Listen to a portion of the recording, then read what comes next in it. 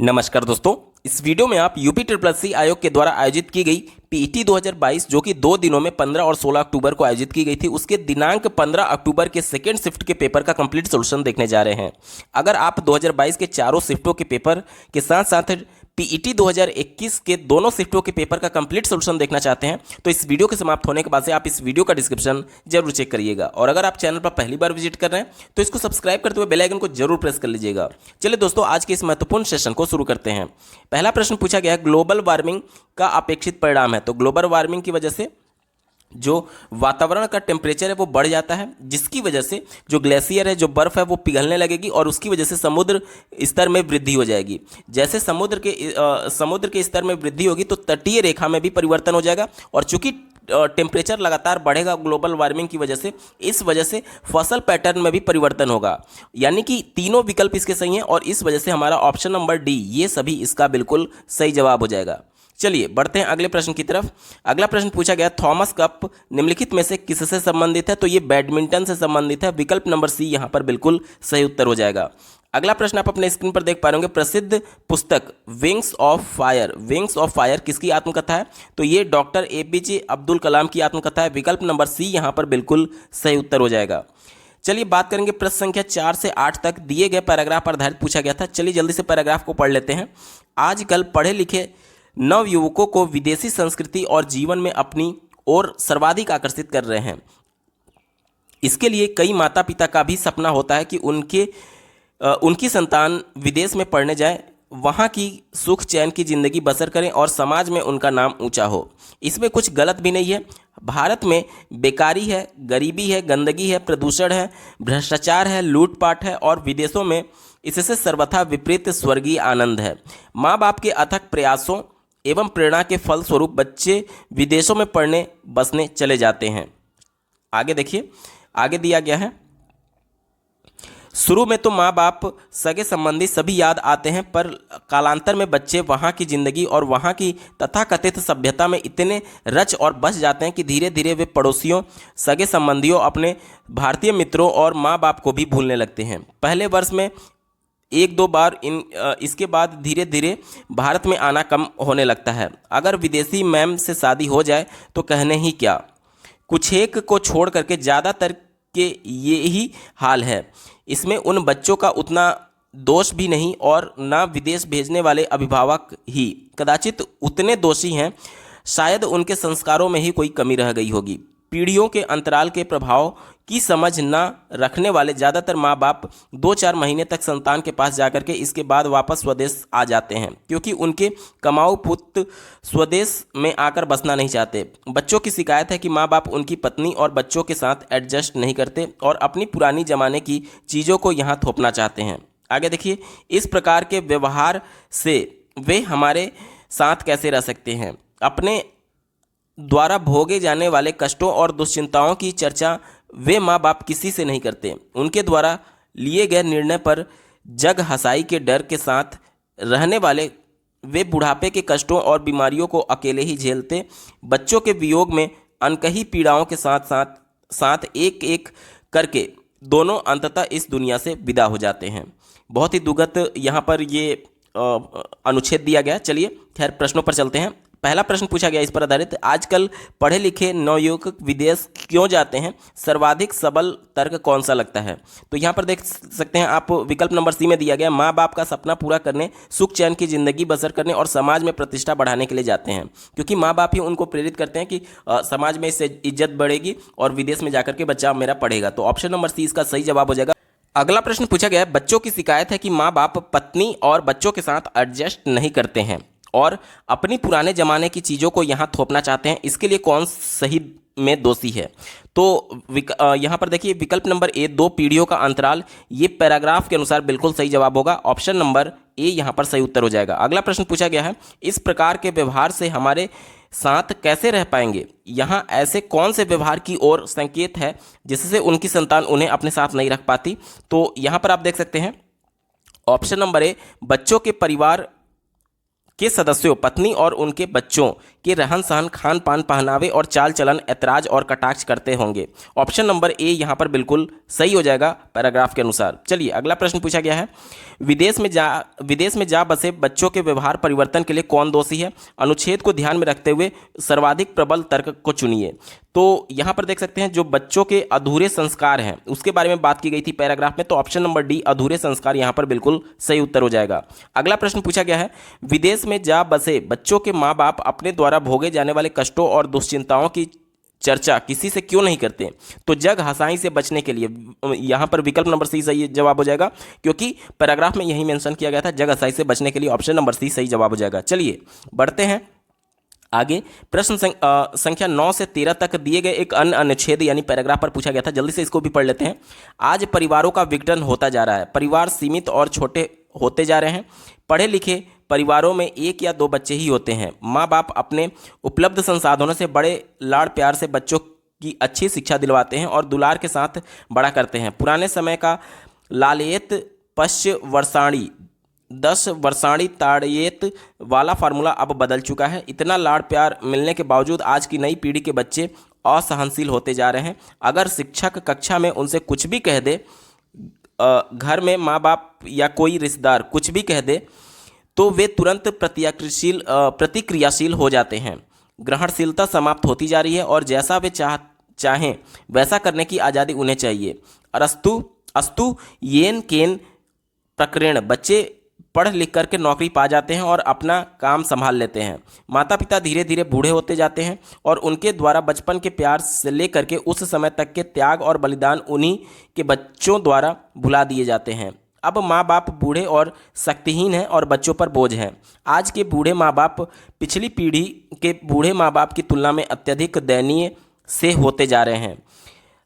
उन्हीं के द्वारा पालित पोषित बच्चे उन्हें अपने परिवार का सदस्य मन से स्वीकार नहीं कर रहे हैं। आगे देखिए, यही कारण है कि बुढ़ापे में या तो माँ बाप अकेले रहते हैं और अपने ही घर में दीन से हो करके बच्चों के मुंह ताकते हैं। पीढ़ियों के अंतराल से जीवन मूल्यों में तेजी से बदलाव हो रहा है। अच्छी भावना से यदि बूढ़े माँ बाप वयस्क बच्चों या उनके परिवार के विषय में कुछ सलाह देते हैं तो उनकी सलाह का सम्मान नहीं होता है। यह संभव पीढ़ियों के अंतराल का परिणाम है।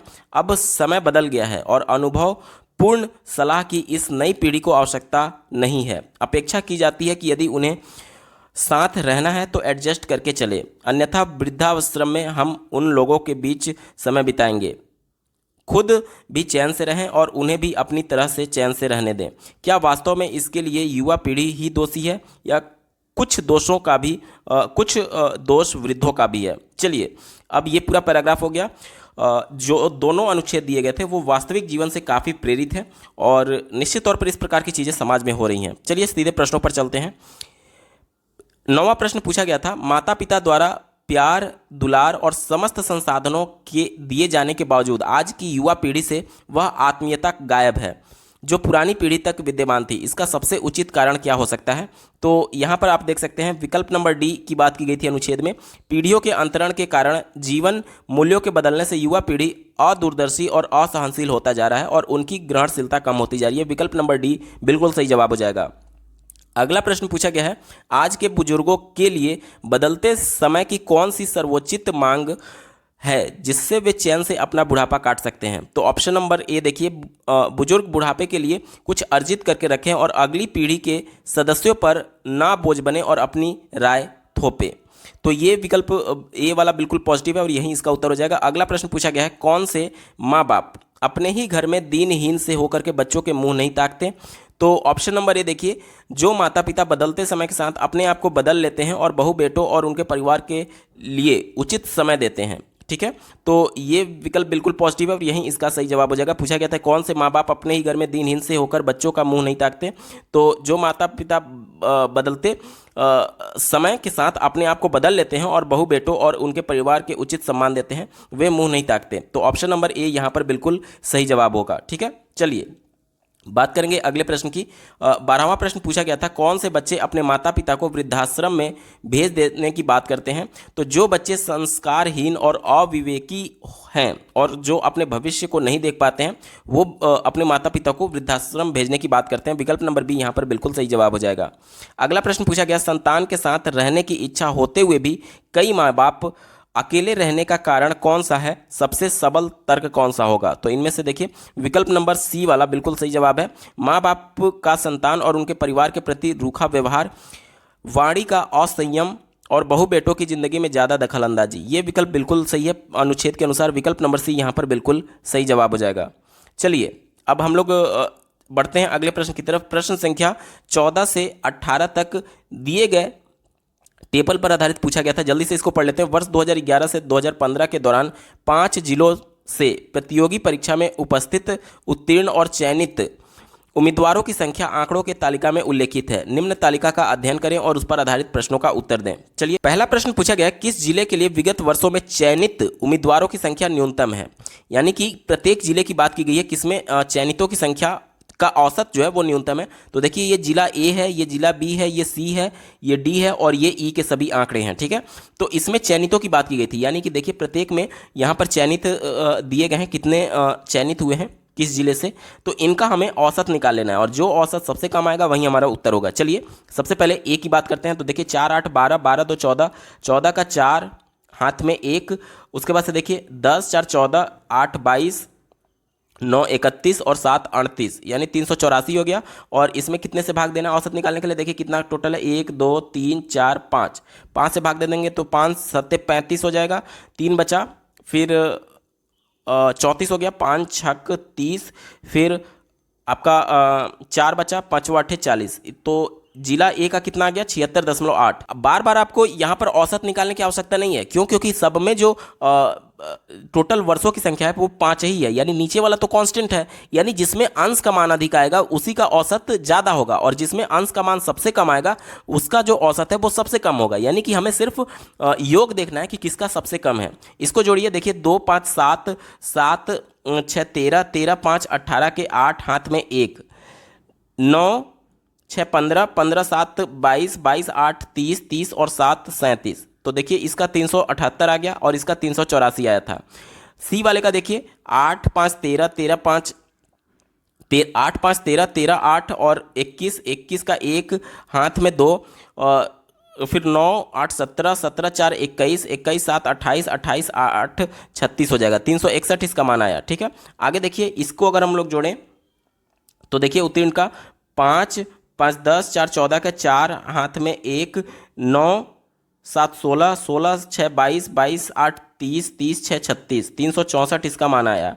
इसको जोड़िए 5 5 10, 5 15, 5 20 का 0 हाथ में 2 और 9 7 16, 16 5 21, 21 6 27, 27 और 7 34, 340 इसका मान है। तो सबसे कम कौन सा है? सबसे कम देखिए 340 वाला आया है, क्योंकि पहले का 384 आया था और दूसरे का 378 आया था, तीसरे का 361, चौथे का 364 और सबसे कम 340 ये जिला ई का आया है। चलिए अब ऑप्शंस में देखते हैं, जिला ई का औसत सबसे कम हो जाएगा, विकल्प नंबर डी यहाँ पर बिल्कुल सही जवाब हो जाएगा। चलिए अब बात करेंगे अगले प्रश्न की। प्रश्न संख्या 15 आप अपने स्क्रीन पर देख पा रहे होंगे। पूछा गया है कि समीक्षाधीन अवधि के दौरान जिला ई से चयनित उम्मीदवारों की संख्या, इस अवधि के दौरान जिला ए से चयनित उम्मीदवारों की संख्या का लगभग कितना प्रतिशत है? तो जिला ई की बात की गई थी, जिला ई में कितने चयनित हुए हैं? जिला ई में 340 चयनित हुए हैं। ठीक है, और जिला ए में कितने चयनित हुए हैं? 384 चयनित हुए हैं। तो ये बोला जा रहा है, आप एक बार फिर से देख लीजिए क्या कहा जा रहा है कि ए से चयनित उम्मीदवारों की संख्या लगभग कितना प्रतिशत है। ठीक है, ई का जो चयनित है यहाँ पर देखिए, ई से चयनित उम्मीदवारों की संख्या इस अवधि के दौरान ए से चयनित उम्मीदवारों की संख्या का लगभग कितना प्रतिशत है? यानी कि हमसे पूछा जा रहा है कि ई में जो चयनित हुए हैं 340, ये कितना प्रतिशत होगा? 384 का गुणे 100 कर दीजिए। जब इसको आप सॉल्व करेंगे तो इसका मान आएगा लगभग 88.54%, यानी विकल्प ए इसका बिल्कुल सही जवाब हो जाएगा। चलिए बात करेंगे अगले प्रश्न की। दिया गया है कि जिला सी से चयनित उम्मीदवारों का प्रतिशत जिला सी से उत्तीर्ण उम्मीदवारों की तुलना में किस वर्ष में सबसे अधिक है? यानी कि हमसे ये बोला जा रहा है कि देखिए ये जो चयनित अभ्यर्थी हैं जिला सी में, ये इनका उत्तीर्ण के साथ क्या प्रतिशत बन रहा है और प्रत्येक वर्ष का आपको निकालना है और किस वर्ष में सर्वाधिक है वो आपसे पूछा जा रहा है। तो पहले का अगर हम लोग निकालें 2011 में तो कितने उत्तीर्ण हुए थे, चयनित हुए थे, 78 चयनित हुए थे और कितने में से 720 में से। तो इनका जो प्रतिशत बनेगा वो लगभग बनेगा 10.8। इसी प्रकार से देखिए यहाँ पर अगर हम लोग बात करें अगले वर्ष की यानी 2012 की तो 85 चयनित हुए थे, कितने हुए थे 85 और कितने में से 620 में से। तो इसका जो प्रतिशत बनेगा, इसका प्रतिशत बनेगा 13.7। कितना 13.7। इसी प्रकार से देखिए अगले वर्ष की बात करें तो 48 चयनित हुए थे, कितने चयनित हुए 48 और कितने में से तो 400 में से। तो इसका मान आएगा 12%। इसका मान कितना आएगा 12%। और इसकी इसी प्रकार से देखिए 70 चयनित हुए हैं 2014 में, कितने हुए हैं 70 चयनित हुए हैं और कितने में 650 में। तो 650 से जब इसका प्रतिशत निकालेंगे तो इसका मान आएगा 10.7। इसी प्रकार से देखिए अंतिम वाला दिया गया है कि 80 चयनित हुए हैं, कितने में से 950 में से। तो 950 से जब इसका प्रतिशत निकालेंगे तो इसका मान आएगा 8.4। अब हमसे पूछा गया था कि सबसे अधिक किस वर्ष में, तो सबसे अधिक ये वाला हो जाएगा 13.7। ये किस वर्ष में था 2012 में था। दिए गए विकल्प में देखिए ऑप्शन नंबर बी यहाँ पर 2012 इसका बिल्कुल सही जवाब होगा। चलिए बढ़ते हैं प्रश्न संख्या 17 की तरफ। दिया गया है जिला डी से उत्तीर्ण उम्मीदवारों का प्रतिशत जिला डी से उपस्थित होने वाले की तुलना में किस वर्ष में सबसे कम है। यानी कि वही प्रोसेस हमें अपनाना है अब जिला डी में, लेकिन यहाँ पर कहा क्या जा रहा है कि उत्तीर्ण उम्मीदवारों का प्रतिशत, उत्तीर्ण जो है इनका जो प्रतिशत है इसका किसके सापेक्ष निकालना है, जिला में उपस्थित होने वाले के साथ। ठीक है, तो चलिए इसी को फिर से रिपीट करते हैं। पहला जो हमारा आंकड़ा है वो कितने हुए हैं 680 उत्तीर्ण हुए हैं, 680 उत्तीर्ण हुए हैं टोटल और कितने में से, तो आप कहेंगे कि 8200 में से। तो 8200 से जब इसका प्रतिशत निकालेंगे तो इसका मान आएगा 8.23। पहले का मान कितना है 8.23। इसी प्रकार से देखिए दूसरा दिया गया 600 और इसका प्रतिशत आपको किससे निकालना है 6800 से। तो इसका मान आएगा 8.82। कितना आ रहा है 8.82। इसी प्रकार से देखिए तीसरा दिया गया है 525 चयनित हुए हैं, कितने में से 6500 में से। तो 6500 में से जब इसको हम लोग प्रतिशत निकालेंगे तो इसका मान आएगा 8.07। इसी प्रकार से देखिए अगला है 720 चयनित हुए हैं और कितने में से चयनित हुए हैं, तो ये 7800 में से चयनित हुए हैं। तो 7800 से इसका प्रतिशत निकालेंगे तो इसका मान आ जाएगा 9.23। कितना आएगा 9.23। इसी प्रकार से देखिए अगला जो दिया गया है 485 टोटल चयनित हुए हैं, कितने हुए हैं 485 और कितने में से, तो 5700 में से। तो 5700 से जब इसका प्रतिशत निकालेंगे तो इसका मान आ जाएगा 8.5। ठीक है, हमसे क्या पूछा गया था कि जिला डी में उपस्थित होने वालों की तुलना में किस वर्ष में सबसे कम है। तो सबसे कम कौन सा है देखिए सबसे कम की अगर बात करें तो ये वाला सबसे कम है 8.07। यानी किस वर्ष में था ये 2013 में था। दिए गए विकल्प में देखिए ऑप्शन नंबर बी 2013 इसका बिल्कुल सही जवाब हो जाएगा। अगला प्रश्न आप अपने स्क्रीन पर देख पा रहे होंगे, वर्ष 2011 में किस जिले में उपस्थित उम्मीदवारों की तुलना में चयनित उम्मीदवारों की प्रतिशत सबसे अधिक है। 2011 की बात की गई है, ठीक है 2011 की बात की गई है। तो यहाँ पर देख लीजिए बोला जा रहा है कि उपस्थित उम्मीदवारों की तुलना में चयनित उम्मीदवारों की संख्या सबसे अधिक है, मतलब प्रतिशत में उपस्थित और चयनित की बात की गई है 2011 की। ठीक है, यानी कि देखिए 2011 प्रत्येक जिले का अलग अलग आपको निकालना है। तो पहले जिला ए की बात कर लेते हैं। तो चयनित और उपस्थित की बात की गई है, तो चयनित कितना हुआ है 94 और उपस्थित कितना थे, तो उपस्थित थे 8000। जब इसका हम लोग प्रतिशत निकालेंगे यानी कि टोटल 94 चयनित हुए और 8000 में से, तो इसका प्रतिशत आएगा 11.75। ठीक है, इसका प्रतिशत कितना आएगा, ए का आ रहा है 11.75। इसी प्रकार से बी का देखिए 2011 की बात की गई है, तो चयनित कितने हैं 78 और कितने में से 7500 में ये माफ़ करिएगा ये सी का है। बी का पहले हम लोग देख लेते हैं। बी का देखिए यहाँ पर चयनित 82 है और कितने में से उपस्थित 7800 से थे। तो इसका जब हम लोग मान निकालेंगे यानी कि 82 टोटल चयनित हुए हैं और उपस्थित होने वाले की संख्या थी 7800, तो इसका मान आ जाएगा 10.51। कितना आ रहा है, बी का मान आ रहा है 10.51। इसी प्रकार से देखिए सी का बोला गया था कि 78 चयनित हुए हैं, तो 78 चयनित हुए हैं कितने में से 7500 में से। तो 7500 से इसका हम लोग प्रतिशत निकालेंगे तो इसका मान आएगा 10.4। इसी प्रकार से डी जिले का देखिए, डी का कितना दिया गया है, टोटल चयनित की संख्या 85 है और कितने में से 8200 में से। तो 85 का प्रतिशत निकालना है 8200 में से, तो इसका मान आ जाएगा 10.36। 10.36। और इसी प्रकार से देखिए अंतिम जो है यानी जिला ई की वो 75 चयनित हुए और कितने में से 6400 में से, तो 75 का अनुपात हमें निकालना है 6400 के सापेक्ष, तो इसका मान आ जाएगा 11.71। कितना आएगा? 11.71। अब हमसे क्या पूछा गया था? देखिए 18वें में पूछा गया था कि सबसे अधिक प्रतिशत, ठीक है, सबसे अधिक प्रतिशत की अगर हम लोग बात करें तो यहाँ पर देख लीजिए सबसे अधिक कौन सा है, ये 11.75 है और ये 11.71 है। तो सबसे अधिक कौन सा जिला है? सबसे अधिक जिला है जिला ए में सबसे ज़्यादा हो जाएगा, यानी कि देखिए जिला ए हमारा उत्तर होगा। दिए गए ऑप्शंस में देखिए ऑप्शन नंबर सी जिला ए इसका बिल्कुल सही जवाब है। चलिए बढ़ते हैं अगले प्रश्न की तरफ। प्रश्न संख्या 19 से 23 तक दिए गए एक अन्य तालिका पर आधारित पूछा गया था। जल्दी से इसको पढ़ लेते हैं। तालिका का अध्ययन करें और निम्नलिखित प्रश्नों का उत्तर दें। यहाँ पर देखिए 5 महीनों के दौरान 5 कंपनियों द्वारा बेचे गए उत्पाद की संख्या आपको दी गई है, ठीक है। चलिए पहला प्रश्न पूछा गया है, फरवरी में कंपनी पी, एस और टी द्वारा बेचे गए उत्पादों की औसत संख्या कितनी है?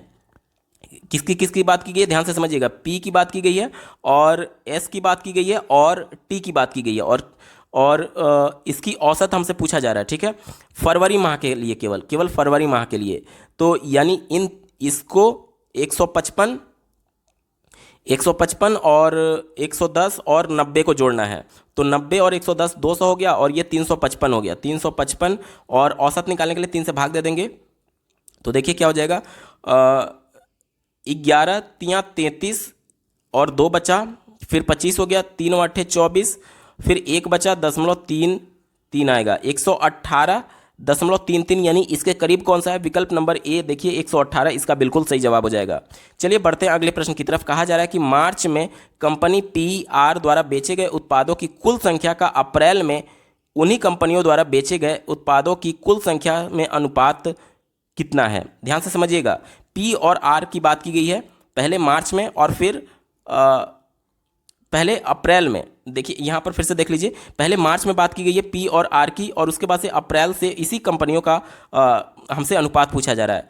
तो पी और आर की बात की गई है, पी और आर की, और पहले मार्च में बोला गया है। तो इसको और इसको जोड़ेंगे तो यानी कि कितना दिया गया है? 180 प्लस 115, 180 प्लस 115 जब इसको जोड़ेंगे हम लोग तो इसका मान आ जाएगा 295 यानी कुल इतना हो गया। और अप्रैल की बात की गई थी पी और आर की, तो अप्रैल यानी 160 प्लस 240, 160 में 240 जब हम लोग जोड़ेंगे तो इसका मान आ जाएगा 400, ठीक है।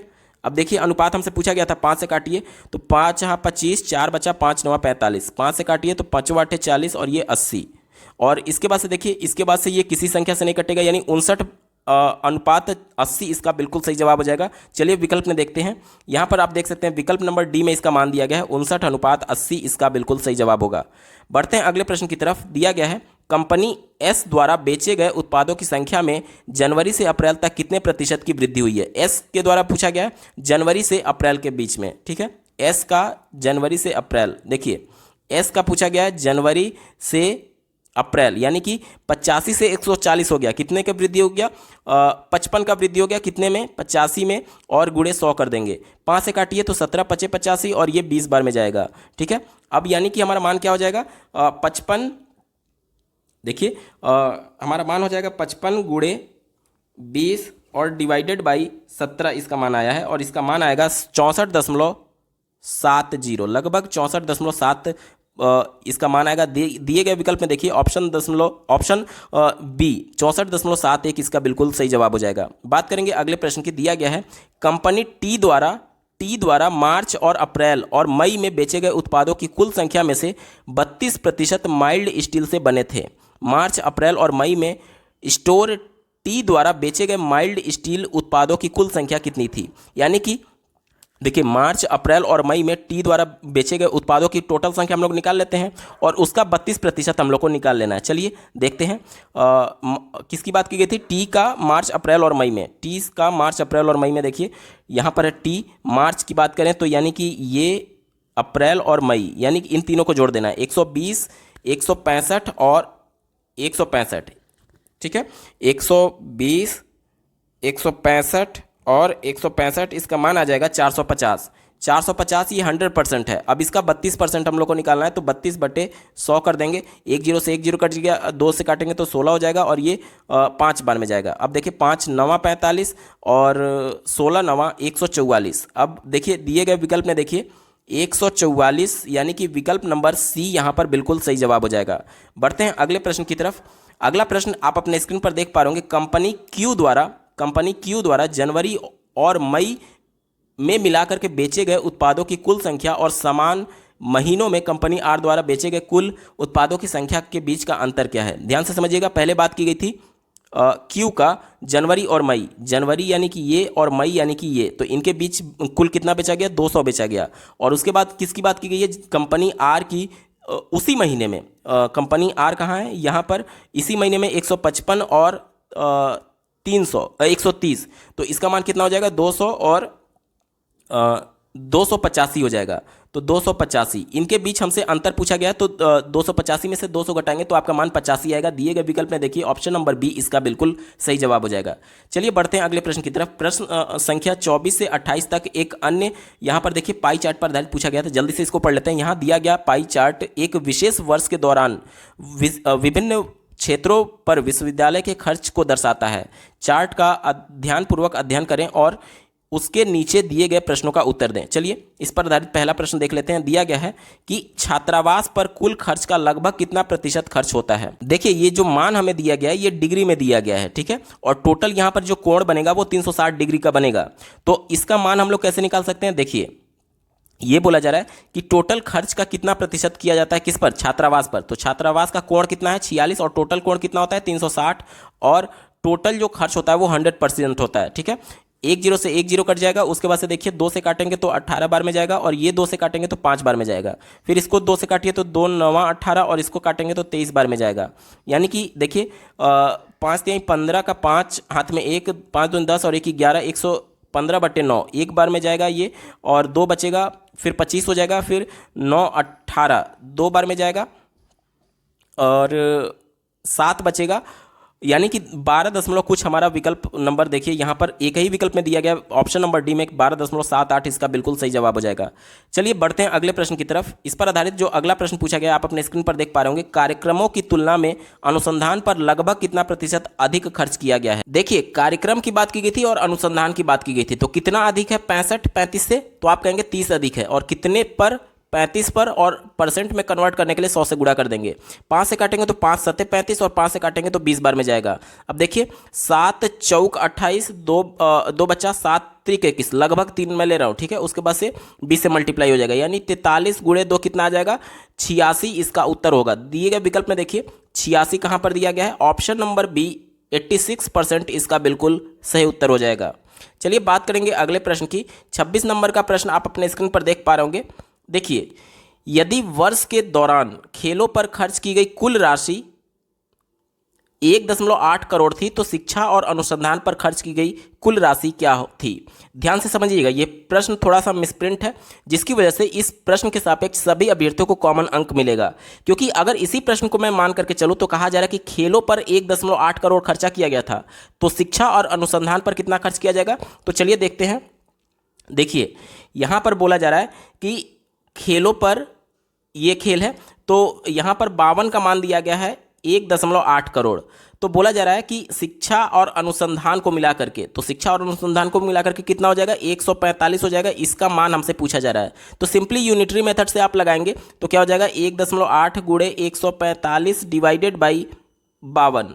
इसको जब आप सॉल्व करेंगे तो इसका जो मान आएगा वो दिए गए विकल्प में किसी के भी मान के बराबर नहीं है। इस वजह से ये विकल्प ही गलत है, या तो ये प्रश्न ही गलत है। इस वजह से ये मैं स्टार लगा रहा हूँ, इस पर सभी अभ्यर्थियों को कॉमन अंक मिलेगा। अब देखिए गलती क्या है, यहाँ पर इन्होंने ये लिखा है कि यदि वर्ष के दौरान खेलों पर खर्च की गई कुल राशि 1.8 करोड़ बताई गई है, लेकिन इसके जस्ट अगले प्रश्न में जब आप जाएंगे तो ये बताया गया है कि यदि वर्ष के दौरान विभिन्न क्षेत्रों में खर्च की गई कुल राशि 1.8 करोड़ है। तो कुल राशि यहाँ पर है, जो टोटल खर्चा है वो 1.8 करोड़ है, और इसमें बताया गया है कि केवल खेलों पर 1.8 करोड़ खर्चा किया गया है। तो इस वजह से अगर हम लोग इसको टोटल अमाउंट मान लें, टोटल खर्चा मान लें, केवल खेल पर नहीं बल्कि टोटल खर्चा मान लें, और उसके बाद प्रश्न को सॉल्व करेंगे तो आपका उत्तर ये वाला आएगा। ये विकल्प बिल्कुल सही होगा।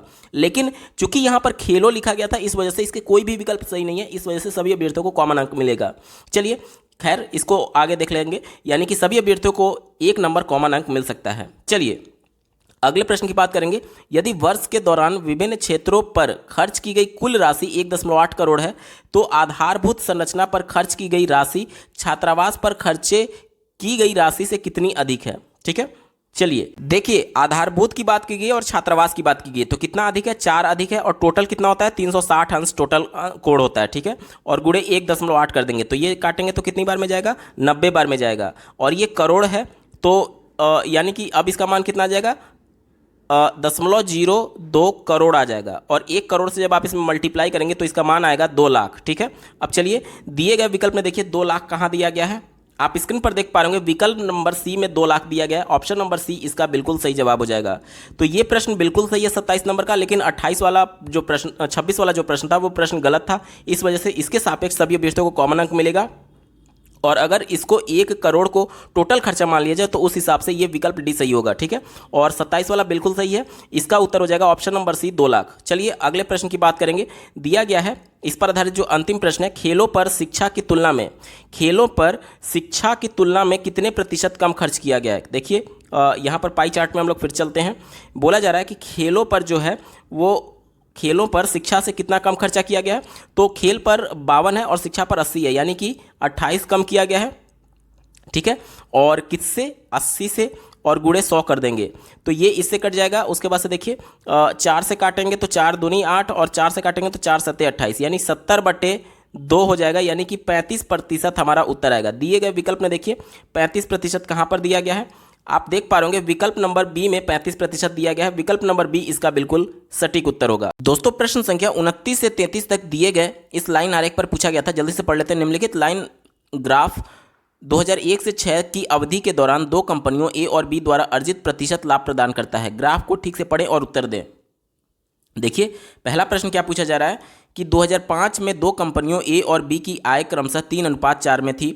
2005 में उनके व्यय का क्रमशः अनुपात क्या था। यहाँ पर जो मोटा वाला है वो बी का है, यानी कि ये वाला जो है ये बी का दिया गया है, और एक का ये पतला वाला है। तो यहाँ पर अनुपात किसका दिया गया था, आय का, ए अनुपात बी दिया गया, यानी पहले हम लोग ए को ले लेते हैं। तो 2005 की बात की गई थी, तो ए का लाभ प्रतिशत कितना है, 70 है। लाभ प्रतिशत बराबर क्या हो जाता है, आय। आय का अनुपात कितना दिया गया, 3 दिया गया है ए के लिए, 3 माइनस व्यय, व्यय मान लीजिए कि x है, और डिवाइडेड बाई x हो जाएगा, और पूरे का 100 हो जाएगा। ठीक है, यहाँ पर देख लीजिए 1 0 से 1 0 कट जाएगा, उसके बाद से ये तिर्यक गुणा करेंगे तो 7x बराबर ये हो जाएगा 30 माइनस 10x। अब देखिए 10x इधर आ जाएगा, 17x बराबर 30 हो जाएगा, और x बराबर क्या हो जाएगा, 30/17। हमने x क्या माना था, ए कंपनी का व्यय माना था। इसी प्रकार से देखिए b के लिए हम लोग जब रखेंगे तो b का मान दिया गया है 50, यानी कि 50 बराबर क्या हो जाएगा, इसके लिए आय कितना था, 4 माइनस इसका व्यय मैं y मान ले रहा हूँ, और डिवाइडेड बाई y गुणे 100। ये देखिए 50 से 2 बार में जाएगा, और ये y का तिर्यक गुणा करेंगे तो y बराबर 8 माइनस 2y। अब देखिए 3y बराबर 8 हो जाएगा, तो y बराबर 8/3 आ जाएगा। ठीक है, देखिए अब हमारा पहला ए का जो आय आया था वो 30/17 आया है, ए का आय 30/17 आया है, और जो बी का आय है वो कितना है, 8/3 आया है, 8/3 आया है। चलिए 2 से काट देते हैं, तो 2 से काटेंगे तो ये 15 बार में जाएगा, और 2 से काटेंगे तो 4 बार में जाएगा। अब इसका गुणा ऊपर हो जाएगा और इसका गुणा इसमें हो जाएगा, यानी 15 3 45 और 17 चौका 68, यानी 45:68 आएगा। दिए गए विकल्प में देखिए ऑप्शन नंबर बी 45:68 इसका सही जवाब है। अगला प्रश्न पूछा जा रहा है, वर्ष 2003 में कंपनी ए का व्यय 200 करोड़ है, और 2003 में कंपनी ए की आय 2006 में उसके खर्च के समान थी। ठीक है, 2006 में कंपनी ए की आय क्या थी, ध्यान से समझिएगा। 2003 का हमें डेटा दिया गया है, उसने व्यय दिया गया है, और अगर हम लोग 2003 का आय निकाल लें, 2003 का आय निकाल लें, ठीक है, तो 2003 का आय निकालने के बाद से ये कहा जा रहा है कि जो 2003 में कंपनी ए की आय थी वो 2006 में उसके खर्च के समान थी, यानी जो हम लोग आय निकालेंगे 2003 में वो 2006 में खर्च के बराबर है। ठीक है, उसके बाद से जब हमें खर्च पता चल जाएगा 2006 में, तो उसका हम लोग आय निकाल सकते हैं। इसी को ध्यान में रख करके उत्तर ढूंढेंगे। चलिए यहाँ पर ग्राफ पर चलते हैं। 2003 की पहले बात की गई है, 2003 में कंपनी ए की बात की गई है, यानी पतला वाला, यानी कि 60 दिया गया है लाभ प्रतिशत। तो अभी हमने देखा लाभ प्रतिशत बराबर क्या होता है, आय। मान लीजिए कि आय यहाँ पर x था और हमको व्यय कितना दिया गया है, व्यय आप अपने स्क्रीन पर देख पा रहे होंगे, प्रश्न में 200 करोड़ दिया गया है, ठीक है। तो व्यय को मैं 200 करोड़ मार ले रहा हूँ। देखिए ये 2003 की बात हुई थी, ये 60, तो 60 बराबर क्या हो जाएगा, आय यानी कि x मान ले रहा हूँ, और व्यय 200 डिवाइडेड बाई व्यय यानी कि 200 गुणे 100, ठीक है। जीरो से दो जीरो कट जाएगा, 120 बराबर x माइनस 200 हो जाएगा, यानी कि x बराबर कितना हो जाएगा, 320 हो जाएगा, यानी 320 करोड़ आय थी 2003 में। अब हमसे क्या बोला जा रहा है कि 2003 में जो आय था वो 2006 में व्यय के बराबर है, ए का ही। तो ए का कौन सा है, ये वाला है। तो देखिए अब इसमें हम लोग फॉर्मूला वहीं लगा देंगे, लाभ प्रतिशत यानी 45 बराबर आय, आय कितना हो जाएगा, ये व्यय हो जाएगा, क्योंकि आय जो था वो व्यय के बराबर है 2006 में। तो आय मान लीजिए x, यहाँ पर मैं x मान ले रहा हूँ, ठीक है। चलिए y मान लेते हैं ताकि आप कंफ्यूज ना हो। y बराबर व्यय कितना आया है, 320 आया है, और डिवाइडेड बाई 320 और गुणे 100। यहाँ से देखिए 10 से 10 ये कट जाएगा, और उसके बाद से 5 से काटेंगे तो 5 दूनी 10 और 5 नवा 45 हो जाएगा, ठीक है। 2 से इसको काट देंगे तो 16 हो जाएगा, 16 नवा 144, यानी कि y बराबर 144 प्लस 320 हो जाएगा। देखिए 4 और 6 और 4, 464 करोड़ हमारा उत्तर आएगा। दिए गए विकल्प में देखिए 464 करोड़ किस विकल्प में दिया गया है, ऑप्शन नंबर सी में दिया गया है, 464 करोड़ इसका बिल्कुल सही उत्तर होगा। चलिए बढ़ते हैं अगले प्रश्न की तरफ। 31वां प्रश्न पूछा जा रहा है, यदि 2005 में दो कंपनियों की आय समान थी, 2005 में दोनों कंपनियों की आय समान थी, तो 2005 में कंपनी ए के व्यय का कंपनी बी के व्यय से अनुपात क्या था। 2005 की बात की जा रही है, ध्यान से समझिएगा। 2005 में कहा जा रहा है कि दोनों की आय समान थी। तो चलिए ऐसे ही मैं फार्मूला लगाता हूं और आय मान लेता हूं कि x है, ठीक है। तो उससे y हम लोग निकालेंगे, दोनों की आय समान है तो दोनों का आय मैं x मान लेता हूं। तो क्या हो जाएगा, 70 बराबर आय यानी कि x माइनस व्यय, पहले का मैं y मान ले रहा हूं, और डिवाइडेड बाई y बराबर क्या हो जाएगा, ये हो जाएगा इंटू 100 हो जाएगा। तो यहाँ से 10 से 10 कट जाएगा, यानी कि 7y बराबर ये हो जाएगा 10x माइनस 10y। अब यहाँ से देखिए 17y बराबर 10x हो जाएगा, ठीक है। और x बराबर हो जाएगा आपका 17/10y हो जाएगा। यहाँ तक क्लियर। अब देखिए, अब दूसरे के लिए यानी बी के लिए हम कितना दिया गया है, 50 दिया गया है। तो इसको हम लोग क्या लिखेंगे, 50 बराबर इसका भी आय समान था, यानी x माइनस इसका जो व्यय है वो मैं z मान ले रहा हूँ, और बटे z गुणे 100। तो ये देखिए 2 बार में कट जाएगा, यानी कि क्या हो जाएगा, z बराबर 2x माइनस 2z, और ये इधर पक्षांतर होगा, यानी 3z बराबर हो जाएगा 2x। और यहाँ से अगर हम लोग x का मान निकालें तो क्या हो जाएगा, 3z/2। अब देखिए x का मान ये भी है, x का मान ये भी है, तो दोनों इक्वल होगा, यानी कि पहला हमारा आया था 17/10y और दूसरा आया है हमारा 3z/2।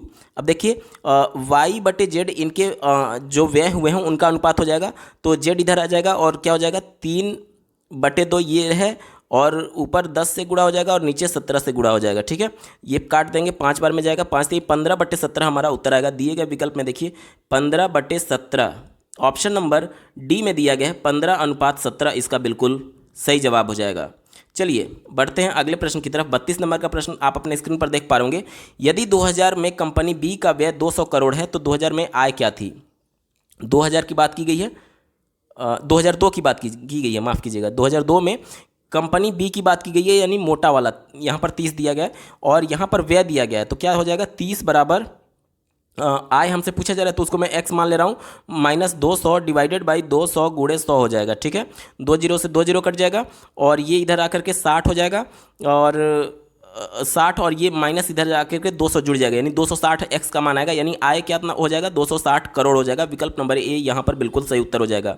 बात करेंगे इस पर आधारित अंतिम प्रश्न की, आप अपने स्क्रीन पर देख पा रहे होंगे, यदि 2001 में कंपनी ए और बी का व्यय समान था, 2001 में कंपनी ए और बी का व्यय बिल्कुल समान है और कंपनी 2001 में दोनों कंपनियों की कुल आय 342 करोड़ थी, तो 2001 में दोनों कंपनियों की कुल लाभ कितना होगा, ठीक है। यहाँ पर क्या दिया गया है, 2001 की बात की गई है, कंपनी ए का जो प्रतिशत लाभ था वो 45 था। प्रतिशत लाभ बराबर क्या होता है, 45 बराबर आय आय यहाँ पर क्या कहा जा रहा है कि दोनों का आय 342 करोड़ है, कुल आय दोनों कंपनियों का मिला करके। तो पहले का अगर मैं x मान ले रहा हूँ तो दूसरे का क्या हो जाएगा, 342 माइनस एक्स हो जाएगा। तो x माइनस व्यय, व्यय क्या कहा जा रहा है कि दोनों का समान है, तो y मानूंगा मैं दोनों में, और डिवाइडेड बाई y गुणे 100 हो जाएगा। ठीक है, यहाँ से देखिए 5 से काटेंगे तो 5 नवा 45, और ये 5 से काटेंगे तो 20 बार में जाएगा। ठीक है, यानी कि क्या हो जाएगा 9y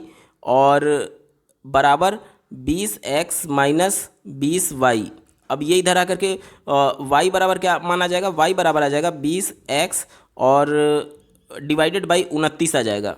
इसी प्रकार से दूसरे का निकालिए। दूसरे का हम लोग क्या करेंगे, दूसरे का दिया गया है 40 बराबर यहाँ पर 342 माइनस एक्स, 342 माइनस एक्स मैंने क्यों किया, क्योंकि टोटल यहाँ पर 342 दिया गया था और व्यय यहाँ पर समान कहा जा रहा है, यानी माइनस वाई हो जाएगा। ठीक है, यहाँ तक क्लियर। उसके बाद डिवाइडेड बाई वाई हो जाएगा और गुणे 100 हो जाएगा। अब देखिए 1 0 से 1 0 कट गया, 2 दूनी 4 और 2 पचे 10, 5 से इसमें गुणा कर दीजिए, यानी 2y बराबर क्या हो जाएगा, देखिए 5 से जब गुणा करेंगे तो 2y बराबर क्या हो जाएगा, 5 दूनी 10 के 0, हाथ में 1, 5 चौके 20 और 1 21, हाथ में 2, 5 3 15 और 2 17 हो जाएगा, 1710 और minus 5x minus 5y divide इतना हो जाएगा। ठीक है, माइनस 5y हो जाएगा। उसके बाद से 5y इधर जाकर 7y में कन्वर्ट हो जाएगा, 7y बराबर हो जाएगा 1710 माइनस 5x और 7 यहाँ से हट करके नीचे आ जाएगा। अब देखिए ये भी y का मान है और ये भी y का मान है, यानी दोनों बराबर होगा, यानी कि क्या हो जाएगा, देखिए 1710 माइनस 5x डिवाइडेड बाई 7 बराबर कितना होगा, ये बराबर है 20x डिवाइडेड बाई 29। इसको जब आप सॉल्व करेंगे तो x का मान जो यहाँ से प्राप्त होगा 174, यानी कि x हमने क्या माना था, x हमने माना था कंपनी A का आय माना था, यानी A का आय कितना हो गया 174, तो B का आय क्या हो जाएगा 342 माइनस 174। ठीक है, तो 342 में से जब मैं 174 को घटाता हूँ तो इसका मान आ जाता है 168, तो B का आय कितना हो गया 168 हो गया। अब हमसे क्या बोला जा रहा है कि दोनों का कुल लाभ क्या होगा, तो कुल लाभ क्या होता है, कुल लाभ होता है आय माइनस व्यय, आय माइनस व्यय कर देंगे तो यहाँ पर व्यय दोनों का समान था, यानी अब हमें y की मान निकालना होगा। y का मान कैसे निकालेंगे, तो किसी भी एक इक्वेशन में देखिए यहाँ पर अगर मैं y का मान रख देता हूँ, x का मान हमने निकाल लिया है, x का मान कितना था 174 था, तो इसमें सिंपली मैं रख देता हूँ, यानी 20 गुणे, देखिए 20 गुणे 174 और डिवाइडेड बाई 29 अगर मैं करता हूं तो इसका मान आता है 120, यानी कि y का मान कितना आ गया 120। यानी कि कंपनी A का अगर हम लोग लाभ निकालें तो कंपनी A का टोटल आय 174 था, और 174 में से अगर मैं 120 को माइनस कर देता हूं तो इसका मान आता है 54। ठीक है, ये लाभ हो गया कंपनी A का। कंपनी B का अगर हम लोग निकालें तो टोटल इसका जो आय था 168 था, और इस 168 में से अगर इस 168 में से अगर मैं 120 जो व्यय था उसको घटा देता हूं तो मान आता है 48। अब इन दोनों को जोड़ दीजिए, 8 4 12 के 2 हाथ में 1, 6 4 10, 102 करोड़ हमारा उत्तर आएगा। दिए गए विकल्प में देखिए ऑप्शन नंबर ए 102 करोड़ यहाँ पर बिल्कुल सही जवाब हो जाएगा। ऑप्शन नंबर ए यहाँ पर सही उत्तर है। अगला प्रश्न पूछा गया था, निम्नलिखित में से किस शासक के दरबारी कवि हरिसेन थे, तो ये समुद्रगुप्त के थे, विकल्प नंबर सी यहाँ पर सही उत्तर हो जाएगा। अगला कह रहा है जजिया फिर से लगाने वाले मुगल शासक का नाम लिखिए, तो ये औरंगजेब था, ऑप्शन नंबर सी यहाँ पर बिल्कुल सही उत्तर होगा। बढ़ते हैं अगले प्रश्न की तरफ। दिया गया है निम्नलिखित में से किसे अंग्रेजों द्वारा शुरू किए गए सबसे महत्वपूर्ण योगदानों में से एक माना जाता है, तो रेलवे सबसे महत्वपूर्ण था, ऑप्शन नंबर सी यहाँ पर सही उत्तर हो जाएगा। अगला प्रश्न पूछा गया है पंचतंत्र की कथाएं किसके द्वारा लिखी गई हैं, तो ये विष्णु शर्मा जी के द्वारा लिखी गई हैं, विकल्प नंबर ए यहाँ पर बिल्कुल सही जवाब हो जाएगा। अगला प्रश्न पूछा गया गौतम बुद्ध ने सारनाथ में अपना पहला उपदेश कहाँ पर दिया था, तो ये धम्म चक्र प्रवर्तन मुद्रा, ऑप्शन नंबर सी यहाँ पर बिल्कुल सही जवाब हो जाएगा। और यहाँ पर बात करेंगे अगले प्रश्न की, आप अपने स्क्रीन पर देख पा रहे होंगे निम्नलिखित में से कौन सा 1857 के विद्रोह का परिणाम था, तो यहाँ पर आप देख सकते हैं ऑप्शन नंबर डी, देखिए ईस्ट इंडिया कंपनी की शक्तियों को ब्रिटिश क्राउन में हस्तांतरित कर दिया, ऑप्शन नंबर डी यहाँ पर बिल्कुल सही जवाब हो जाएगा। अगला प्रश्न पूछा गया 1930 में महात्मा गांधी द्वारा सविनय अवज्ञा आंदोलन शुरू करने का कारण क्या था, तो यहाँ पर आप देख सकते हैं विकल्प नंबर बी सही जवाब है, नमक कानून तोड़ने के लिए दांडी मार्च, विकल्प नंबर बी सही उत्तर है। बढ़ते हैं अगले प्रश्न की तरफ। 41 नंबर का प्रश्न आप अपने स्क्रीन पर देख पा रहे होंगे, पूछा जा रहा है भारत को ब्रिटिश नियंत्रण से मुक्त करने के लिए भारतीय राष्ट्रीय सेना यानी आईएनए का गठन किसने किया था? तो इसका सही जवाब हो जाएगा option number A, Subhash Chandra Bose. अगला प्रश्न पूछा गया है, निम्नलिखित में से कौन पृथ्वी का सबसे बड़ा अंतःस्थलीय जल निकाय है? तो ये कैप्सियन सागर है। विकल्प नंबर बी इसका बिल्कुल सही जवाब होगा। बढ़ते हैं अगले प्रश्न की तरफ। निम्नलिखित में से कौन स्वतंत्र भारत का पहला भारतीय गवर्नर जनरल था? तो ये ऑप्शन नंबर बी, सी राजगोपालाचारी इसका बिल्कुल सही जवाब है। बढ़ते हैं अगले प्रश्न की तरफ। 44 नंबर का प्रश्न आप अपने स्क्रीन पर देख पा रहे होंगे। निम्नलिखित में से किस अधिनियम द्वारा बर्मा को भारत से अलग किया गया था? तो ये भारत सरकार अधिनियम 1935 के अंतर्गत किया गया था। विकल्प नंबर डी यहाँ पर बिल्कुल सही उत्तर है। बढ़ते हैं प्रश्न संख्या 45 की तरफ। आप अपने स्क्रीन पर देख पा रहे होंगे, प्रति 1000 लोगों पर जीवित जन्मों की वार्षिक संख्या को किस नाम से जाना जाता है? तो इसका सही जवाब हो जाएगा विकल्प नंबर ए, क्रूड यानी असंशोधित जन्म दर। ठीक है, विकल्प नंबर ए यहाँ पर बिल्कुल सही उत्तर है। बढ़ते हैं अगले प्रश्न की तरफ। सागौन के जंगल भारत के निम्नलिखित में से किस राज्य में पाए जाते हैं? तो ये मध्य प्रदेश में है। विकल्प नंबर सी सही उत्तर होगा। अगला प्रश्न पूछा जा रहा है, सामान्य वर्षा में अचानक वृद्धि हो जाती है और कई दिनों तक लगातार जारी रहती है, इसे मानसून का क्या कहते हैं? प्रस्फोट कहते हैं, यानी फटना कहते हैं। ऑप्शन नंबर बी सही उत्तर है। अगला प्रश्न पूछा गया है, जीएमटी का पूर्ण रूप क्या है? तो इसका फुल फॉर्म होता है ग्रीनविच मीन टाइम। विकल्प नंबर सी यहाँ पर बिल्कुल सही जवाब होगा। बढ़ते हैं अगले प्रश्न की तरफ। आप अपने स्क्रीन पर देख पा रहे होंगे, दिया गया है, निम्नलिखित में से किस राज्य को हरित क्रांति के लिए भारत में आरंभ स्थल के रूप में चुना गया? तो ये पंजाब के लिए पंजाब को चुना गया था। विकल्प नंबर डी यहाँ पर बिल्कुल सही जवाब होगा। अगला प्रश्न पूछा गया है, 1969 में कितनी प्रमुख बैंकों का राष्ट्रीयकरण किया गया था? तो ये 14 बैंक थे। विकल्प नंबर ए यहाँ पर बिल्कुल सही जवाब हो जाएगा। बात करेंगे अगले प्रश्न की। 1991 आर्थिक सुधारों के बाद किस उद्योग विशेष रूप से सार्वजनिक क्षेत्र के लिए आरक्षित थे? तो ये परमाणु ऊर्जा उत्पादन। ऑप्शन नंबर सी यहाँ पर बिल्कुल सही जवाब है। बात करेंगे अगले प्रश्न के लिए, योजना आयोग के अंतिम उपाध्यक्ष कौन थे? तो यहाँ पर आप देख सकते थे विकल्प नंबर डी, श्री मोंटेक सिंह अहूवालिया इसका बिल्कुल सही जवाब हो जाएगा। विकल्प नंबर डी सही उत्तर है। अगला प्रश्न पूछा गया था, निम्नलिखित में से कौन सा क्षेत्र भारत का सबसे बड़ा नियोक्ता है? क्षेत्र यानी कि भारत एक कृषि प्रधान देश है और इसलिए कृषि पर सबसे ज़्यादा लोग आश्रित हैं। प्राथमिक क्षेत्र इसका बिल्कुल सही जवाब हो जाएगा। बात करेंगे अगले प्रश्न की, निम्नलिखित में से कौन सा मौलिक कर्तव्य है? तो यहाँ पर देखिए, भारत की संप्रभुता, अखंडता और एकता की रक्षा करना ये है। दूसरा देखिए, वैज्ञानिक दृष्टिकोण और मानववाद विकसित करना ये भी है। तीसरा देखिए, सार्वजनिक संपत्ति की सुरक्षा करना ये भी है, यानी कि विकल्प नंबर डी ये सभी इसका सही जवाब हो जाएगा। अगला प्रश्न पूछा गया है, निम्नलिखित में से कौन सा अनुच्छेद अल्पसंख्यकों के हितों की संरक्षा के लिए है, संरक्षण के लिए? तो ये अनुच्छेद 29 है। विकल्प नंबर ए यहाँ पर सही उत्तर है। अगला प्रश्न पूछा गया है, 42वें संशोधन के माध्यम से संविधान में कौन सा नया डीपीएसपी राज्य नीति निर्देशक सिद्धांत जोड़ा गया है? तो यहाँ पर आप देख सकते हैं ऑप्शन नंबर सी, सामान्य न्याय और निःशुल्क विधिक सहायता। ऑप्शन नंबर डी सी को यहाँ बिल्कुल सही जवाब हो जाएगा। ऑप्शन नंबर सी यहाँ पर बिल्कुल सही जवाब है। विकल्प सी सही उत्तर होगा। बढ़ते हैं अगले प्रश्न की तरफ। आप अपने स्क्रीन पर देख पा रहे होंगे, अगला प्रश्न पूछा गया था 57 नंबर का, प्रकाश वर्ष का एक माप है। तो ये बहुत लंबी दूरियों यानी जो तारों के बीच की दूरी होती है, बहुत बड़ी बड़ी दूरियां जो होती हैं, तारकीय दूरी को नापने के लिए प्रकाश वर्ष का यूज किया जाता है। विकल्प नंबर ए यहाँ पर बिल्कुल सही जवाब होगा।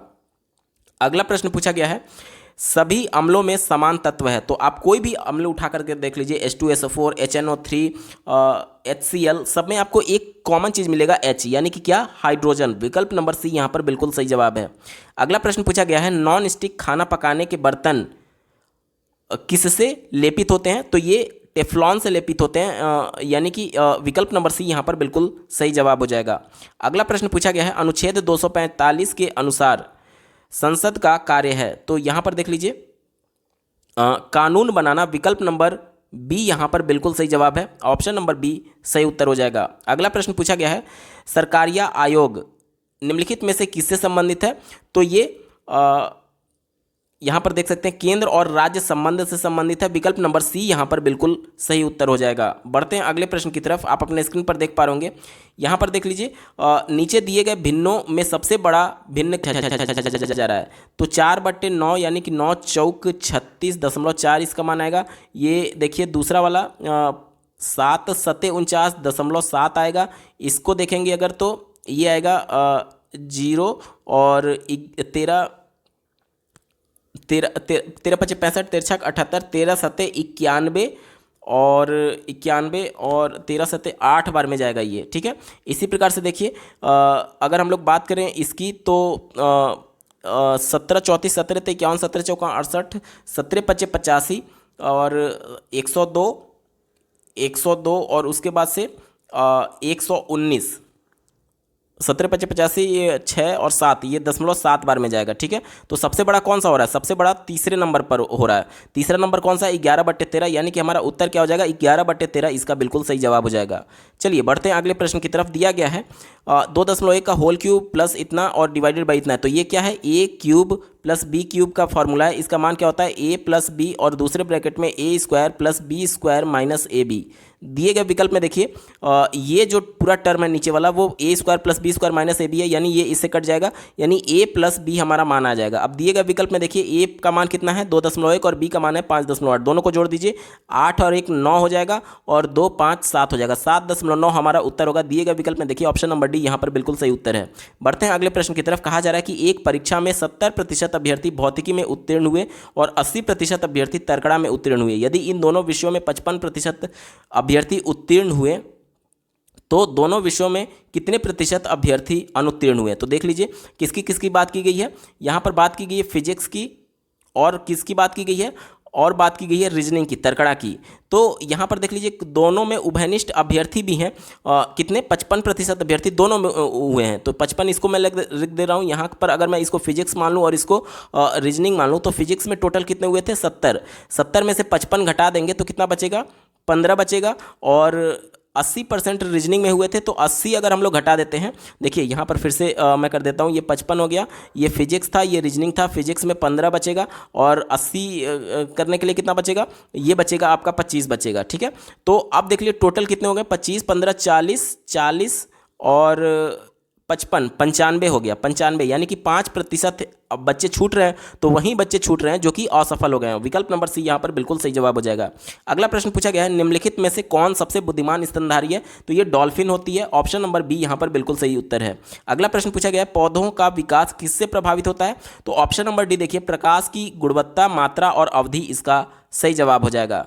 अगला प्रश्न पूछा गया है, यहाँ पर देखिए इनका औसत पूछा जा रहा है। तो देखिए 8 5 13 13 5 18 18 और 2 20 का 0 हाथ में 2, फिर ये देखिए 2 2 4 हो गया, 4 2 6 4 और 4 8 हो गया, 8 2 10 हो गया और 10 का 0 हाथ में 1, 3 और 1 4, 4 1 5 5 5 1 6 और 1 7, 700 और टोटल टर्म कितने हैं? 1 2 3 4 5, 5 से भाग दे दीजिए तो 5 एकम 5 2 बचा, 5 चौक के 20 और 0 140 हमारा उत्तर आएगा। दिए गए विकल्प में देखिए ऑप्शन नंबर डी 140 इसका बिल्कुल सही जवाब है। बढ़ते हैं अगले प्रश्न की तरफ। दिया गया है यहाँ पर देखिए √9 - 4 √5 किसका उत्तर होगा? तो इसका उत्तर हो जाएगा ऑप्शन नंबर ये। यहाँ पर देख लीजिए ये उत्तर कैसे होगा? इसको टोटल का स्क्वायर कर दीजिए और अगर पूरे पर मैं अंडर रूट लगा दूँ तो कोई फर्क नहीं पड़ेगा क्योंकि स्क्वायर होने की वजह से ये बाहर निकल जाएगा। अब देखिए इससे फायदा क्या हुआ? ए स्क्वायर यानी अंडर रूट में क्या चलेगा? ए स्क्वायर यानी √5 का स्क्वायर यानी 5 हो जाएगा, प्लस बी स्क्वायर यानी कि 2 का स्क्वायर 4 हो जाएगा, माइनस 2 गुणे ए यानी √5 गुणे बी यानी कि 2, यानी कि कितना मान आ गया? देखिए 4 5 9 और माइनस 2 दूनी 4 √5। दिए गए विकल्प में यहाँ पर देखिए ये प्रश्न ही आ गया आपका, यानी कि हमारा उत्तर क्या हो जाएगा? ऑप्शन नंबर सी इसका बिल्कुल सही जवाब है।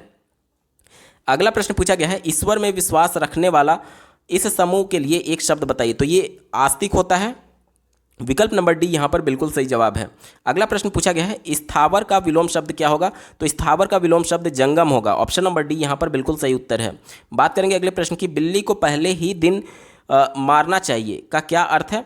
तो यानी कि देखिए भय का जो शमन है, यानी भय को शुरू में ही खत्म कर देना चाहिए, दबा देना चाहिए। ये विकल्प बिल्कुल सही है और ऑप्शन नंबर सी सही जवाब होगा। अगला प्रश्न पूछा गया है स्वल्प का संधि विच्छेद क्या होगा? तो स्वल्प का संधि विच्छेद सुधन अल्प होगा, ठीक है। ऑप्शन नंबर 1 यहाँ पर सही उत्तर होगा। अगला प्रश्न पूछा गया है इति और इति का सही अर्थ क्या है? तो इति का मत इति श्री आपने सुना होगा, यानी कि समाप्ति की बात की जाती है। तो चारों विकल्प में देखिए पहले केवल विकल्प सी में ही समाप्ति की बात की गई है, तो यही हमारा उत्तर हो जाएगा। और दूसरा जो इति है इसका मतलब होता है विघ्न, यानी कि समाप्ति विघ्न, इसका बिल्कुल सही जवाब हो जाएगा। विकल्प नंबर सी सही उत्तर है।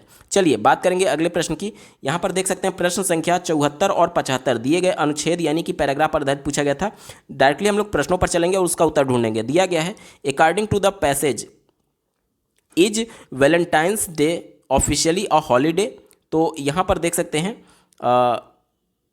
देखिए यहाँ पर इसका उत्तर दिया गया है Valentine's day is not an official holiday through in US meaning government officers. तो यहाँ पर डायरेक्टली लिखा गया कि ये एक ऑफिशियल हॉलीडे नहीं है, नॉट अ ऑफिशियल हॉलीडे। ठीक है, तो इसका उत्तर क्या हो जाएगा? ऑप्शन नंबर बी देखिए, नो इसका सही जवाब है। ठीक है, बात करेंगे अगले प्रश्न की। दिया गया according to the passage what do school children gift their teachers.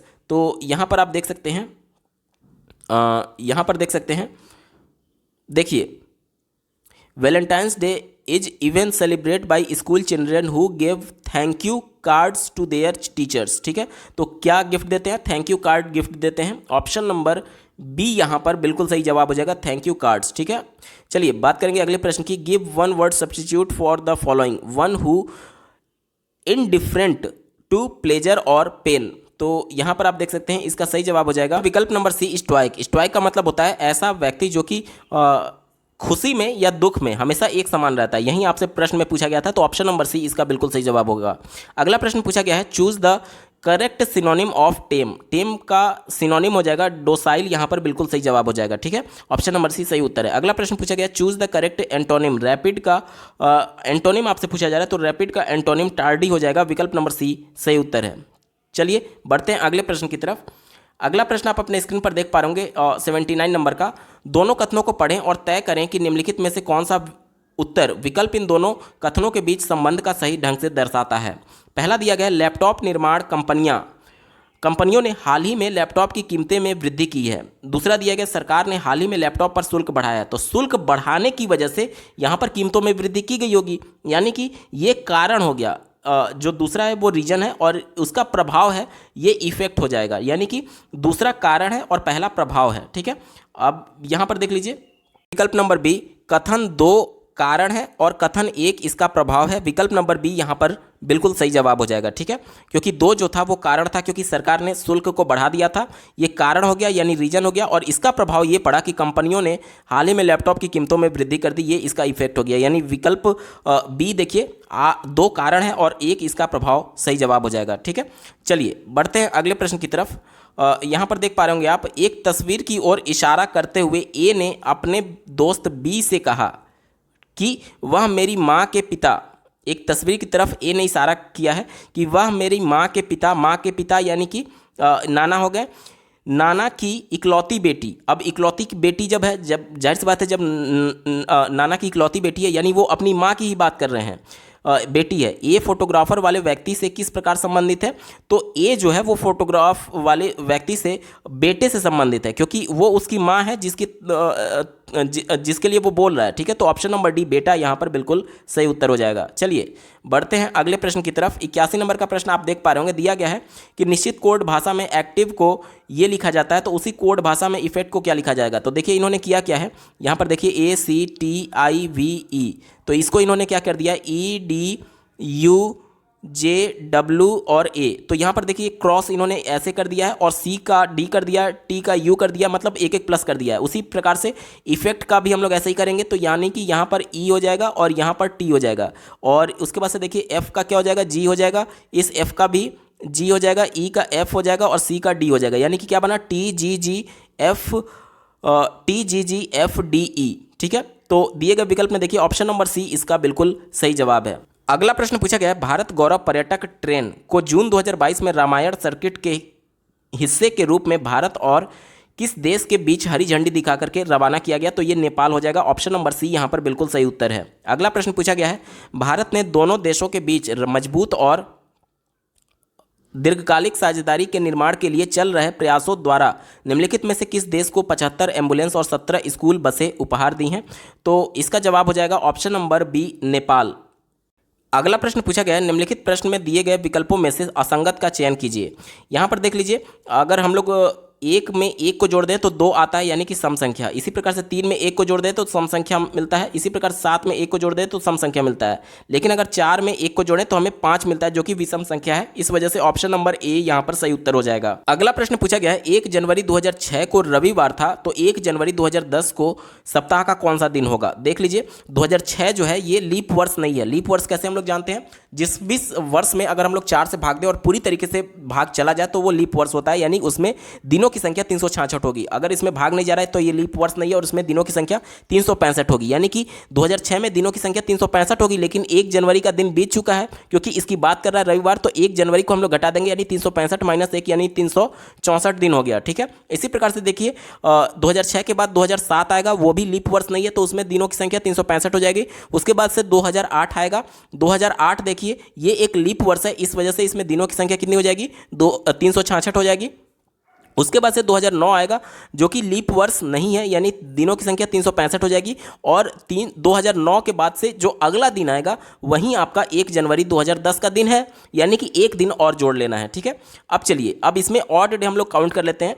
तो अगर मैं 365 में ऑड डे निकालना चाहूँ तो 7 से भाग देते हैं, तो 7 से जब भाग देंगे तो 7 पचे 35, 7 पचे 35, एक बच्चा, और उसके बाद से 15 हो गया, और 7 दूनी 4, यानी कि एक शेष बचता है। तो 365 दिनों में ऑड डे की संख्या 1 हो गई, तो 364 में ऑड दिनों की संख्या कितनी हो जाएगी, 0 हो जाएगी। 366 में कितनी हो जाएगी, 2 हो जाएगी। 365 में 1 हो जाएगी, और एक दिन ये कितना हो गया, 1 और 2 3, 3 1 4 और 1 5, यानी कि रविवार से अगला 5वां दिन हमारा 1 जनवरी 2010 का होगा। तो रविवार से 5वां दिन गिनिए। रविवार के बाद देखिए सोमवार, मंगलवार, बुधवार, बृहस्पतिवार और शुक्रवार। सोम, मंगल, बुध, बृहस्पति, शुक्र, 1 2 3 4 5, यानी शुक्रवार हमारा सही जवाब होगा। दिए गए विकल्प में देखिए ऑप्शन नंबर ए यहाँ पर बिल्कुल सटीक उत्तर होगा। चलिए बढ़ते हैं अगले प्रश्न की तरफ। 86 नंबर का प्रश्न आप अपने स्क्रीन पर देख पा रहे होंगे। निम्नलिखित में से किस भारतीय राज्य ने नारी को नमन नाम से एक नई योजना शुरू की है। तो ये शुरू किया गया है हिमाचल प्रदेश के द्वारा। ऑप्शन नंबर सी यहाँ पर बिल्कुल सही उत्तर हो जाएगा। चलिए बढ़ते अगले प्रश्न की तरफ। निम्नलिखित में से किस राज्य ने 5,000 रुपए की काशी यात्रा सब्सिडी शुरू की है। तो ये कर्नाटक के द्वारा शुरू की गई है। विकल्प नंबर सी यहाँ पर बिल्कुल सही उत्तर है। अगला प्रश्न पूछा गया है, 2022 में भारत ने निम्नलिखित में से किस देश के साथ कॉमनवेल्थ डिप्लोमेटिक एकेडमिक प्रोग्राम शुरू किया है। तो ये यूके के द्वारा शुरू किया गया है। विकल्प नंबर सी सही उत्तर होगा। अगला प्रश्न पूछा गया है, कंपनी ने IAF के हेलीकॉप्टरों के लिए ADS की आपूर्ति हेतु एक बेलारूसी कंपनी द्वारा उसकी सहायक कंपनी के साथ एक समझौता ज्ञापन पर हस्ताक्षर किया। तो ये कौन सी कंपनी है। तो ये आप स्क्रीन पर देख पा रहे होंगे, भारत इलेक्ट्रॉनिक्स लिमिटेड है, यानी कि ऑप्शन नंबर बी यहाँ पर बिल्कुल सही जवाब हो जाएगा। बढ़ते हैं अगले प्रश्न की तरफ। 90 नंबर का प्रश्न आप अपने स्क्रीन पर देख पा रहे होंगे। निम्नलिखित में से कौन सी राज्य सरकार सिंगल एंट्री मल्टीपल एग्जिट के विचार पर एक एजुकेशन टाउनशिप बनाने की योजना बना रही है। तो ये उत्तर प्रदेश के द्वारा किया जा रहा है। विकल्प नंबर बी यहाँ पर बिल्कुल सही उत्तर है। अगला प्रश्न पूछा जा रहा है, प्रधानमंत्री नरेंद्र मोदी निम्नलिखित में से किस जिले में डॉक्टर संपूर्णानंद स्पोर्ट स्टेडियम में एक कार्यक्रम में 1800 करोड़ रुपए की योजनाओं का उद्घाटन और शिलान्यास किया। तो ये वाराणसी में किया गया था। विकल्प नंबर डी सही उत्तर है। अगला प्रश्न पूछा गया है, किस संस्थान ने India's booming and young platform economy शीर्षक से एक रिपोर्ट पब्लिश की है। तो ये नीति आयोग के द्वारा किया गया है। विकल्प नंबर बी सही जवाब हो जाएगा। ठीक है, और इस पर आधारित जो अगला प्रश्न पूछा गया है 93 नंबर का, आप अपने स्क्रीन पर देख पा रहे होंगे। निम्नलिखित में से पोलैंड की राष्ट्रीय मुद्दा क्या है। तो ये ज्वाल्टी है, जॉल्टी है। ऑप्शन नंबर बी यहाँ पर बिल्कुल सही जवाब हो जाएगा। अगला प्रश्न पूछा गया है, निम्नलिखित में से कौन सा भारत का सबसे छोटा केंद्र शासित प्रदेश है। तो ये लद्दाख हो जाएगा। ठीक है, देखिए यहाँ पर लक्षद्वीप पहले था, लेकिन जब से लद्दाख बंटवारा हुआ है तब से ये लद्दाख इसका बिल्कुल सही जवाब हो जाएगा। विकल्प नंबर सी सही उत्तर है। ठीक है, अगला प्रश्न पूछा जा रहा है, छात्र पारिस्थितिकी के लिए एक नया डिजिटल प्लेटफॉर्म कैंपस पावर किस बैंक द्वारा लॉन्च किया गया है। तो ये ICICI बैंक द्वारा किया गया है। ऑप्शन नंबर डी यहाँ पर बिल्कुल सही जवाब हो जाएगा। बढ़ते हैं अगले प्रश्न की तरफ। दिया गया, भारत के कितने राज्य बांग्लादेश के साथ सीमा साझा करते हैं। तो 5 राज्य हैं। ऑप्शन नंबर सी यहाँ पर बिल्कुल सटीक उत्तर है। बढ़ते हैं अगले प्रश्न की तरफ। दिया गया है, वास्को डी गामा का मकबरा यानी दफन स्थान भारत के निम्नलिखित में से किस स्थान पर स्थित है। तो ये कोच्चि केरल में स्थित है। विकल्प नंबर 20 सही उत्तर है। अगला प्रश्न पूछा गया है, उत्तर प्रदेश का एक लोकप्रिय शास्त्रीय नृत्य क्या है। तो ये कथक है। ऑप्शन नंबर सी सही उत्तर होगा। अगला प्रश्न पूछा गया है, निम्नलिखित में से किसके पास लोकसभा सत्र को स्थगित करने की शक्ति है? तो ये भारत के राष्ट्रपति इसका बिल्कुल सही जवाब है। अगला प्रश्न पूछा गया है, अंतर्राष्ट्रीय अहिंसा दिवस निम्नलिखित में से किस दिन को मनाया जाता है? तो ये 2 अक्टूबर को मनाया जाता है। विकल्प नंबर ए यहाँ पर बिल्कुल सही जवाब है। दोस्तों ये पेपर पूरा सॉल्व हो चुका है। आपको ये वीडियो कैसा लगा कमेंट के माध्यम से जरूर बताइएगा, क्योंकि आपका एक कमेंट मुझे मोटिवेट करेगा ऐसे ही महत्वपूर्ण वीडियो लाने के संदर्भ में। अगर आप यूपी SSSC आयोग के द्वारा आयोजित की गई पीईटी 2022 के चारों शिफ्टों के पेपर के साथ साथ पीईटी 2021 के दोनों शिफ्टों के पेपर के कंप्लीट सॉल्यूशन को देखना चाहते हैं तो इस वीडियो के बाद इस वीडियो का डिस्क्रिप्शन जरूर चेक करिएगा। चलिए दोस्तों, इस वीडियो को देखने के लिए आपका बहुत बहुत धन्यवाद। भगवान करे आपका दिन शुभ हो।